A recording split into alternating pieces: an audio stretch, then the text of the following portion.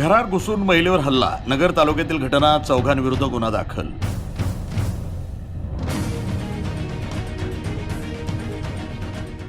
नगर तालुक्यातील खोसपुरी पांढरीपूल परिसरामध्ये घरात घुसून एका महिलेला शिवीगाळ दमदाटी केल्यानंतर दुसऱ्या दिवशी पुन्हा येऊन लोखंडी गजानं डोक्यात मारून जखमी केल्याची घटना घडली आहे. या प्रकरणी MIDC पोलीस ठाण्यामध्ये चौघांविरुद्ध गुन्हा दाखल करण्यात आला आहे. भाग्यश्री नितीन चव्हाण वय 32 राहणार खोसपुरी पांढरीपूल यांनी याबाबत फिर्याद दिली आहे.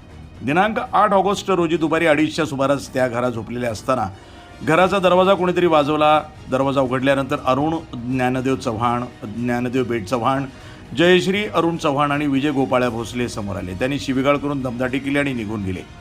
या घटनेचा व्हिडिओ फिर्यादीनं फेसबुकवर टाकला होता. त्यानंतर दिनांक 9 ऑगस्ट रोजी दुपारी 3च्या सुमारास संशयित पुन्हा फिर्यादीच्या घरी आले. फिर्यादीला एकटीला पाहून दमदाटी केली. आवाज ऐकून फिर्यादीचे आईवडील आले असता फिर्यादीचा हात धरून ओढाताण करण्यात आली. त्यानंतर फिर्यादीच्या मुलाला ओढून नेण्याचा प्रयत्न केला. यावेळी आरोपींनी लोखंडी गजानं फिर्यादीच्या डोक्यात मारून जखमी केलं, तसंच पोटावर आणि पाठीवर मारहाण केली.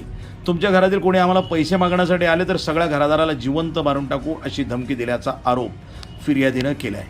पोलिसांनी अरुण ज्ञानदेव चव्हाण, ज्ञानदेव बेट चव्हाण, जयश्री अरुण चव्हाण, नागेश नंदू चव्हाण आणि विजय गोपाळ्या भोसले यांच्याविरुद्ध गुन्हा दाखल केला आहे. पुढील तपास MIDC पोलीस हे करत आहेत.